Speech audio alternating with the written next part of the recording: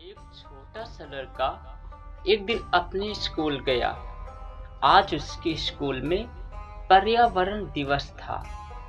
तो पर्यावरण दिवस पर स्कूल के अध्यापक सभी बच्चों को एक वृक्ष दे रहे थे और वो कह रहे थे हर बच्चे से, बेटा इन वृक्षों को जाकर आप अपने घर पर लगाना और लोगों से कहना कि वो वृक्ष लगाएं। इसलिए टीचर ने सभी विद्यार्थियों को 2-2, 3-3, 4-4, 5-5 वृक्ष दिए।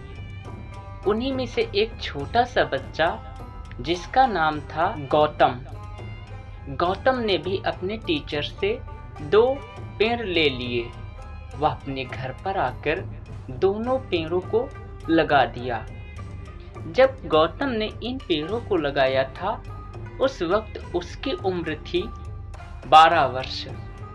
आज गौतम 20 वर्ष का हो चुका है और उसके पेड़ों की उम्र 8 वर्ष हो चुकी है। आज 8 वर्ष तक लगातार पेड़ों को पानी देने से आज वृक्ष बहुत बड़े बड़े हो चुके थे। वो देखने में भी बहुत विशालकाय प्रतीत हो रहे थे। अब इन वृक्षों में फल भी आने लगे थे। इसी वृक्ष की छांव में गौतम ने अपना बचपन बिताया। उसने इसी वृक्ष के नीचे अपनी अधिकांश पढ़ाई की। वह इसी वृक्ष के नीचे चिड़ियों के संगीत को सुनता था। धूप में इसी वृक्ष के नीचे बैठकर शांति से हवा लेता था और उसे बहुत अच्छा लगता था इस वृक्ष के नीचे। अब गौतम 20 वर्ष का हो चुका था तो उसके ऊपर भी दबाव था कोई नौकरी करने की। तो उसने नौकरी के लिए पढ़ाई शुरू कर दी। अब वह अपनी पढ़ाई में इतना व्यस्त रहने लगा कि उसे अपनी वृक्ष की याद ही ना आती। कभी कभार वह महीने में 2-5 बार अपने उस वृक्ष के नीचे चला जाता। इस तरह से उसके 2 साल कम निकल गए, उसे पता ही न चला। गौतम हमेशा अपनी पढ़ाई में बहुत अधिक व्यस्त रहता था। अंततः 2 साल की पढ़ाई के बाद अब गौतम को नौकरी मिल चुकी थी। वह नौकरी करने के लिए शहर चला गया। शहर में जाने के बाद वह नौकरी करने लगा और वहीं पर उसे एक लड़की पसंद आ गई। तो उसने उस लड़की से शादी कर ली। लेकिन उसे अपने इस वृक्ष की सुध भी न रही जिसके साथ उसने 8 साल बिताए थे। उस वृक्ष की छांव की वो कोमल छाया भी उसे याद न रही। लेकिन अब वह अपने घर में फंस चुका था, परिवार में वह रम चुका था, इसलिए उसे अपने उस वृक्ष की याद भी न आती थी। एक दिन गौतम को बहुत जोर से प्यास लगी। वह पानी पीने के लिए एक नल पर गया। वह नल भी एक वृक्ष के नीचे था। उसने पानी पिया और अपने मुंह को धोया। उसे अपने बचपन की वो यादें याद आ गई जो उसने अपने वृक्ष की छांव में बिताई थी। आज उसे पहली बार लग रहा था कि उसने अपने जीवन में क्या खोया है। उसे उस वृक्ष के नीचे बहुत अधिक शांति मिलती थी। आज शहर की भाग भरी जिंदगी में उसे वो शांति नहीं मिलती है।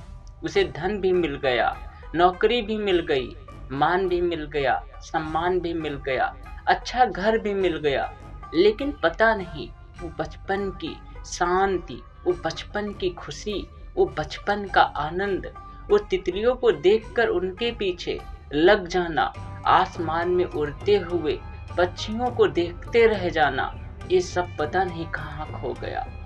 गौतम को अपने बचपन की बहुत जोर से याद आई। अब गौतम ने निश्चय कर लिया कि वह अपने गांव जाएगा और एक बार फिर से वह अपना बुढ़ापा उसी वृक्ष के नीचे बिताएगा। क्योंकि गौतम की उम्र अब 35 साल हो चुकी थी। अब उसके दाढ़ी और सर के कुछ बाल सफेद होने लगे थे। बुढ़ापे की समस्त निशानियां उसके शरीर पर प्रकट होने लगी थी। आज जब गौतम 35 साल का हो गया था तो उसका वृक्ष 27 साल का हो गया था। क्योंकि गौतम की उम्र उसके वृक्ष की उम्र से 8 वर्ष अधिक थी। गौतम जब अपने गांव लौट कर आया तो वह सबसे पहले अपने उसी वृक्ष को देखने के लिए गया। आश्चर्य, वहां पर ना उसका वह वृक्ष था और ना ही उसकी शीतल छाया थी। किसी ने उस पेड़ को कटवा दिया। अब गौतम उस वृक्ष को देखकर बहुत अधिक दुखी हो गया। उसने कहा, जब मुझे अपने वृक्ष की याद न आती थी तो यह शायद यहाँ पर रहा होगा, और जब मुझे इसकी याद आई तो यह यहाँ पर मुझे न मिला। अब चिंतित और व्यथित गौतम उसी वृक्ष के ठूंठ पर बैठ गया और निराशा भरी नजरों से बस देखता रहा। तो दोस्तों, हमारी भी जिंदगी इसी तरह से है। हम अपने जीवन में अच्छाइयों को तो धारण करने में बहुत अधिक समय लगा देते हैं, लेकिन उन अच्छाइयों को टूटने में बहुत कम समय लगता है। जैसे उस 27 साल के वृक्ष को काटने में मुश्किल से एक भी दिन न लगा होगा, लेकिन उस वृक्ष को खड़ा करने में पूरे 27 साल लगे। तो आप समझ सकते हैं कि जिस वृक्ष को तैयार करने में 27 साल लगे और उसी वृक्ष को काटने में मात्र एक दिन लगा होगा, ठीक इसी तरह से हम अपने जीवन में श्रेष्ठ कर्मों का अनुसरण पूरी जिंदगी भर करते रहते हैं, लेकिन उन्हें त्यागने में बस एक ही दिन बहुत है। तो हमें हर पल यह ध्यान रखना चाहिए कि कौन से कर्म हमें श्रेष्ठता की ओर ले जा रहे हैं, उन्हें हमेशा धारण किए रहना चाहिए और उन कर्मों को त्याग देना चाहिए जो हमारे जीवन को नीचे गिराते हैं। श्रेष्ठ कर्मों में आप दया को धारण कर सकते हैं, आप करुणा को धारण कर सकते हैं, आप प्रेम को धारण कर सकते हैं, आप क्षमा को धारण कर सकते हैं। और ऐसे कर्म जो कभी भी न धारण करने चाहिए, जैसे क्रोध न करना, किसी को कभी भी बुरा न कहना जिससे उसका दिल दुखे, और कभी भी किसी का शोषण करने की विचार अपने अंदर न लाने चाहिए। तो फिर आपको शायद इस कहानी में एक सीख अवश्य मिली होगी। तो फिर हम मिलेंगे आपके एक दूसरे वीडियो में।